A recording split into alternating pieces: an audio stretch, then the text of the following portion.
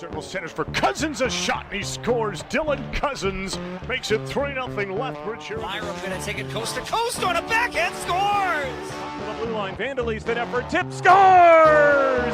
Carson Folk is Mr. Teddy Bear! A deflection. He scores! It's over! It's over! Game 7, overtime, hero! Hi, hello, and welcome to the first episode of the WHL Podcast. My name is Zach Hodder. I'm the Manager of Player Development for the Western Hockey League and your host for this week's edition of the WHL Podcast. Produced out of the WHL office, this podcast is your listening destination for the biggest voices to have come through the Western Hockey League. From current WHL stars to present-day NHL superstars, the WHL Podcast is set to offer insights into the world of hockey through stories and perspectives shared by some of the biggest and best names from across WHL history. On this week's episode, we're diving into the NHL's return to play in Stanley Cup Qualifiers with the likes of Edmonton Oilers forward Leon Draisaitl, Nashville Predators forward Ryan Johansen, and Colorado Avalanche prospect Bowen Byram. Before we jump into those interviews, let's take a look at what's going on around the Western Hockey League for the week of July 22nd, 2020. Including the three aforementioned players, 141 WHL alumni and players were named to NHL return to play rosters. The Montreal Canadiens led the Eastern Conference with 9 WHL alumni, and the Vegas Golden Knights led the Western Conference with 12 WHL alumni, including current Winnipeg Ice captain Peyton Krebs. Turning back to the Western Hockey League, Moose Jaw Warriors defenseman Damon Hunt and Everett Silvertips forward Gage Gonsalves have been added to Canada's national junior team's Sport Check Summer Development Camp. Hunt, who spent several months of the season on the IR with a wrist injury, is ranked 25th among North American skaters after posting 15 assists in 28 games with the Warriors. While Gonsalves, who tallied 33 goals and 38 assists for 71 points with the Tips, is ranked 80th by NHL Central Scouting. And finally, the Kamloops Blazers have signed their first-round pick from the CHL import draft, Victor Persson. Persson, a defenseman from Sweden, spent last season in the Swedish Super Elite League. For more news, articles, and videos, check out WHL.ca and stay up to date with our social media channels, including Twitter @TheWHL. Are you ready? Let's go! Thank you to Tom Brady, but let's get to it. Our first conversation is with Hart Trophy finalist, former Prince Albert Raider, and former Kelowna Rocket, current Edmonton Oilers forward and assistant captain, Leon Draisaitl. Morrissey up the middle, Draisaitl with room. Draisaitl, he scores! Leon Draisaitl victimized for his first goal. This time he comes in, passed by Morrissey, little of a toe drag, and he places that shot right under the bar on Justin Paul. Hi, I'm here with the NHL's leading scorer from this past season, former Prince Albert Raider and Kelowna Rocket, Leon Draisaitl. Leon, what's it been like to come back to Edmonton with your teammates, to get back on the ice, to get back in the gym, and to get ready for the qualification round for the NHL playoffs? Yeah, it's been great. Obviously, I think we've all missed it. We've all had enough time off now from hockey and missed our teammates, missed being on the ice together. So the last couple of days they've been a lot of fun. So what did you do over the pause to stay in shape, to stay game ready, and to make sure that when the NHL did come back that you were ready to go, firing at the same cylinders you were during the regular season? Yeah, you obviously try to stay in shape as much as you can. You're obviously a little restricted in terms of, workout facilities and that kind of stuff. But I think we all did our best to stay healthy, stay in shape. And, the way it looks, everyone looks good right now. So yeah, everyone took their time to get ready. Who's come back with anybody got new flow or a great new beard that they grew over quarantine? We actually got a lot of guys that grew out their hair, and I don't think they've gotten a haircut since. So we got a couple of guys that got a good flow right now. Oh, that's great. Heading into the playoffs that we like to see. Yeah. I just want to step back a little bit here. You have a unique story in the fact that you came from Germany. Your dad was a professional player over there as well. And, growing up, in 2 years' time in the under-16 league, you played 55 games and scored 295 points. So my question for you, and a lot of the work I do is with young kids who are trying to one day be in the position you're in, is what were you able to do when you were such a dominant player playing overseas to make sure that you were developing at that same level that got you where you are today? Yeah, I think a lot of it comes from confidence. We've had great coaches that, recognize their talent and put us in those situations where we can succeed. And obviously an offensive type of player, he wants to be on the power play. He wants to play a lot of minutes, those kind of things. And you think our coaches in Mannheim or in Cologne did a great job of realizing what type of player you are and where to kind of stick you into a lineup. So yeah, I think like I said, skill wise, obviously you try and get better every day. That's never changed. But yeah, I think just a big part is the confidence factor. Speaking of that confidence in playing for Germany, now the door is open for the NHL players to return to the Olympics. What do you think it would mean for the next wave of German players to see yourself and these other young guys that are coming up and are going to be superstars in the NHL one day, to watch you guys play and represent your country? Yeah, it's huge. I think we're all very, very happy that we got that done and we can be part of the Olympics. For a lot of people or a lot of athletes, it's a once in a lifetime thing. So I'm very excited. Hopefully going to stay healthy and make it to the Olympics in 2 years here. So exciting news, and I think it's a great event to be a part of. Now, you left Germany to come to Prince Albert, the start of your 17-year-old season. What was that decision like for you, and what were some of the factors that led you to leave home and to travel all the way to Prince Albert, Saskatchewan, which I'm sure is a town that when you hopped off the plane, you still didn't even know where it was? Yeah. I mean, for me personally, the decision was pretty simple, pretty easy. For me, it was always I wanted to prove myself and I wanted to play overseas in Canada, and I wanted to play against the best kids that age group. And I think if you ask my mom, it was probably a little harder for her during that time. But yeah, I loved it. I loved my 2 years in PA. I mean, like you said, at the time I had no idea what Prince Albert was. And but the people there were great. The whole family was great. So it was a pretty simple and easy situation for me. Now, your last year in the Western League, you ended up playing 37 games with Edmonton and then returned, and then you were promptly traded to Kelowna, where you went on to play in the Memorial Cup. You're the WHL MVP during the playoffs and the Memorial Cup. What was your mindset like?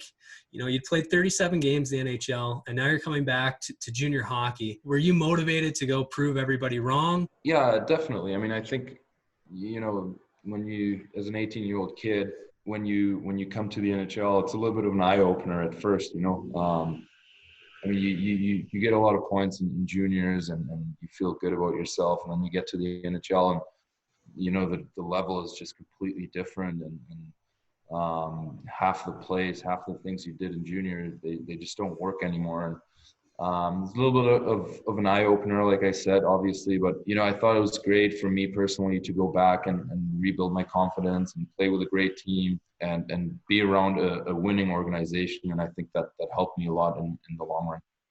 Well, speaking of that, you didn't just go back and be a dominant player. You're also a leader on that Kelowna team, and you're currently one of the assistant captains on the Edmonton Oilers right now. What does it mean to be a leader at the NHL level? What do guys expect from you, and what do you expect from yourself, to prove every day that you are one of the leaders of this team? Yeah, I mean, I think a lot of it is, the way you prepare yourself, the way you show up, the way you practice. It's little things, right? Obviously, there's different personalities. There's guys that are going to talk more. There's guys that are going to, not talk so much. But you can always lead by example and always lead in your own way, in whatever way that is. I have one more question for you. You told me you got to visit Sudbury, Ontario. It's a lovely town, as you found out, the nickel capital of Canada. But what else did you do to pass your time? Did you get any TV shows or books that you really got into? Yeah, I mean, a lot of puzzles. I'm not sure how I got into that, but there's a lot of those. And yeah, Netflix. I think that's the same as everyone else, pretty much. Crushed a lot of Netflix shows and that kind of stuff. So pretty much the same as everyone else. Well, Leon, thanks for taking time out of your day today. I wish you all the best of luck as you guys head into the playoffs here, and hope you have an extended run and a great time. Thank you. Appreciate that. Draisaitl. Nifty move around the Russian this time. Draisaitl protects it. He scores! Rule number one, do not go for the puck. You have to take the body or this is going to happen. And even when you try and take the body, he is strong enough to outwork you, outmaneuver you, and then put it right under the bar in tight. Look at this strength, size comes in, that big blade, head up, right under the crossbar. A big thanks to the Edmonton Oilers for setting up that conversation with Leon. Up next, we have Ryan Johansen of the Nashville Predators, formerly of the Portland Winterhawks, who talks to us about getting the season going and what it's going to be like to enter the bubble in Edmonton. Along the boards near side, Ross. We'll leave that one now for Johansen. Johansen Wide to his left, trying to get past Ferraro. Johansen driving to the front of the Everett goal. Backhanded shot off the underside of the crossbar, and it's in. What a move by Ryan Johansen. I'm not sure how he was able to find the back of the net. Just got that one past Ferraro on the backhand from an impossible angle. That looked like it was off the underneath part of the crossbar, but apparently... Hi, I'm talking with Nashville Predators forward Ryan Johansen. Ryan, what was the NHL pause like for you, and what did you get up to during your time at home? Yeah, it was definitely quiet like everyone else. It's a lot of couch and TV time. It's cool. I have a little bit of a backyard set up, so I was able to do some stuff out back and whatnot, and some house projects and things you never really have time for. But other than that, it's been pretty low key and just waiting for everything to get solved out a bit here so we can go back to playing. Well, you're back in Nashville with your teammates. You guys are practicing back in the gym, back on the ice. What's it like to be back around the guys? And has anybody grown a beard or got some flow that they've decided not to chop off since quarantine started? I got this gross neck beard coming in. That's about it. No, it's good being back out there. It's awesome. It's just you feel like you're back in a normal routine and just a good sense of camaraderie every day that you miss, and being with the guys and doing our thing and just going out and playing and having fun. So it's nice to be getting back and things to be trending in the normal direction. You know, this is almost like a second training camp for a lot of teams. Obviously, you guys started the year with Peter Laviolette as your coach. Now you have John Hines. Is this kind of an opportunity for you guys to really reset, from where Peter was and just really focus on having John as the new coach? It's definitely time. Having more time has been beneficial for everyone, including coach and our guys, and just being able to be more familiar with everything and the stuff he's implementing in our group. So we've had a lot of good conversations and obviously a lot more time than the hectic regular season to break things down and have a clear mind and come in here with a fresh start and feel confident about every little thing that we've had more time to go over now. Yeah, well, let's talk about fresh starts and go back a little bit in your journey. You grew up playing minor hockey in Port Moody, and then at 16 years old made the Penticton Bees, a junior A team in the BCHL. And then at 17, you opted to come to the Western Hockey League in the Portland Winterhawks, where, you really exploded into, a top NHL draft prospect and a very dominant player and a promising player. Well, what was that decision like at 16 after playing that season in Penticton and then making the jump to the Western League? This is awfully tough. You just sit around and basically in a living room looking at your parents and trying to come up with a decision, what's best for yourself, and look at the opportunity you have with the Western Hockey League and with the timing for me with ownership, with Bill Gallagher bringing in Mike Johnson and Travis Green and the guys who have been there a little longer with Gustafson and stuff. And for me, it was looking at my parents and saying, I want to go to Portland. That's my gut. That's what it's telling me. And I think that'll be the best opportunity just for myself as an individual. And, biggest thing was having the people I was going to be surrounded with down there. And obviously with their track records now and their reputation, it was the best place to be for myself. Well, one of the things that you went from a 17-year-old rookie who flourished into an elite level player. And then at 18, you were expected to, maintain and improve, but also be a leader. Now in Nashville, you've been an assistant captain for the past 3 years. What does being a leader in the NHL look like, and what type of leadership do you pass on to the players around you? Yeah, it's a very fulfilling feeling being counted on as a leader every day, and being a young kid and going through the Western Hockey League and breaking into the NHL. You just try and do the right things over and over to give yourself an opportunity for the most success. And as the years go by and the players that take you under your wing and are role models for you, you take things every day here and there over the years. And you try and be like those great leaders that I've had opportunities to play with. And I've been around some great players and leaders like Nick Foligno and Shea Weber, Mike Fisher, and even our captain now, Yossi. And you're just always learning. You're always improving in that area. And you just try and go about your business day to day like those guys did. And, because when I was younger and watching them and the way they carried themselves, that's what you want to be like, and you're continuing to try and find ways to be a good leader and represent your team and make your team as good as possible and bring the best out of your teammates. So it's a cool spot to be. It's a lot different than early in the career, 9 years in the league now, and it's a fun spot to be in where you have a big impact on your younger guys on your team. I know the younger guys like to play a lot of video games. You guys are about to head into the bubble in Edmonton. What are you going to be bringing with you to pass the time in the hotel? Man, I haven't played video games in over 10 years, and I've been playing the friggin' Xbox every day for the last 3 months. It's crazy. I'm right back in it, so I'm definitely bringing an Xbox out there. I gotta do something, and I'm sure most of the group will be on the TVs in their rooms, getting some matches going and whatever it is. That's awesome. Well, Ryan, all the best to you guys in your run for the Cup here. I hope you have a great season and then a great summer, as short or as extended as it's going to be for you. So best of luck, and thank you for doing this. Yeah, thank you, buddy. Appreciate it. Take care. Out to the point for Ellis. Towards the net, save made, rebound, bumper back, they score! Ryan Johansen on the rebound!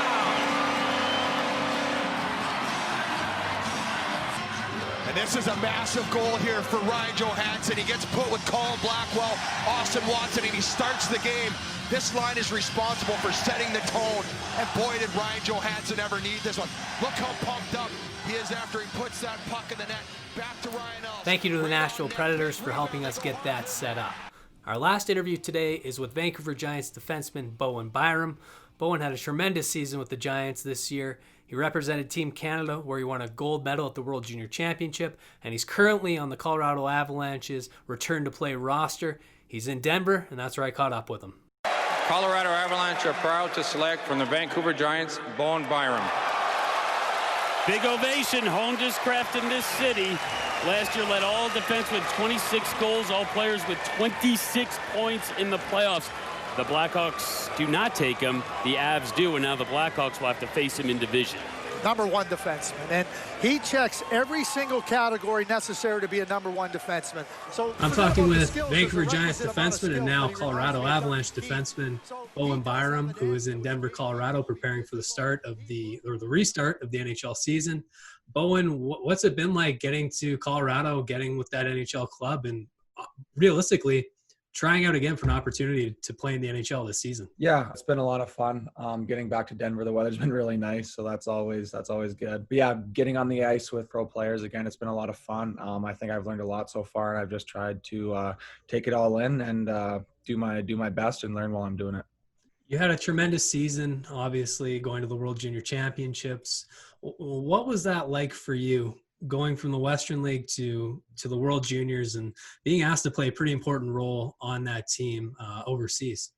Yeah, it was a lot of fun. I mean, I knew a lot of guys on that team pretty well and got to know a lot of the guys very well as well. So it was a lot of fun. I think we were a really tight group, and it's obviously a huge tournament. I mean, everyone grows up watching it. So to get to play in that and to end up winning it was definitely something pretty crazy. I'm honestly not sure if it's even sunk in yet. So definitely a very fond memory, something I won't forget. So it was definitely pretty cool. You've had a lot of moments that I think when you finish your career, you'll look back on and say, wow, I can't believe I got to win that or experience that just over the last 3 years. During the break, did you have a moment where you really sat down and said, you know, look at what I've accomplished so far, but at the same time, look at how much more I have to accomplish yet?